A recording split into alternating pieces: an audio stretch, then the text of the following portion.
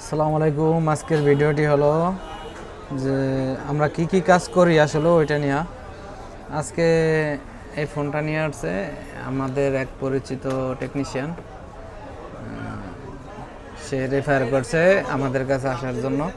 আমাদের কাছে এই ফোনগুলো রেবন অ্যাভেলেবেল আছে, জেড ফোল্ড, জেড ফ্লিপ, এগুলো সব প্রকারের ফোনগুলো রেবন আছে। আর এটা রেবন আমরা চেঞ্জ করছি। এটা সমস্যাটা ছিল ভিতরের ডিসপ্লেতে আসতো না, উপরের এই ছোটো ডিসপ্লেটা এটা আসতো। আর এই ডিসপ্লেটা আসতো না, এই রেবনটা নষ্ট হয়ে গেছে। এই রেবনটা ছিঁড়া ছিল, এর জন্য আসে নাই। আর এটা হলো গিয়া ছোটো স্ক্রিনের রেবনটা, এটা ঠিক ছিল। তারপর আমরা দুটোটা চেঞ্জ করে দিছি, কারণ দেখা যায় একটা নষ্ট হইলে আর একটা আবার কিছুদিন পর নষ্ট হয়ে যাবে যদি দুইটা একসাথে চেঞ্জ না করে দিই। আর একটা বিষয় হলে না, এটার ভিতরে একটা হয়তো বা কাভার অথবা কিছু ব্যবহার করার কারণে সাইড দিয়ে এটা ঢুকে যাওয়ার কারণে এটা ফুলটা খোলা যেত না, এরকম থাকতো। ঠিক আছে, এটাও ঠিক হয়ে গেছে। এটা খুলে বের করে দিছি, এখন মোটামুটি এখন ঠিক আছে, এখন সোজা আছে। আর নয়তো আগে এরকম ছিল।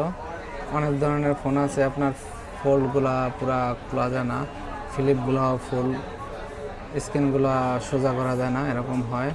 যদি এই ধরনের সমস্যা থাকে অথবা রেবন চেঞ্জের কাজের জন্য আসতে পারেন, যারা অভিজ্ঞ তাদের কাছ থেকে করাবেন, তাহলে কী হবে, ডিসপ্লেটা আপনার বেঁচে যাবে, ডিসপ্লেটা নষ্ট হওয়ার সম্ভাবনা কম থাকবে। যদিও আমরা রিস্ক নিয়ে নেই, তারপরেও দেখা যায় ডিসপ্লে আমাদের কাছে তেমন একটা নষ্ট হয় না, 100 করলে 100ই হবে আশা করি।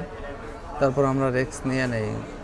আর যারা কাজ করে না, যে টেকনিশিয়ান কোনো সময় করে না, তাদের কাছ থেকে করাইলে দেখা যায় ডিসপ্লেটা নষ্ট হয়ে যাওয়ার সম্ভাবনা থাকে। আমার কাছে এটার ফুল ভিডিও আছে, আমার ভিডিওটাও আপলোড দেব, এর জন্য ভিডিওটা করছি।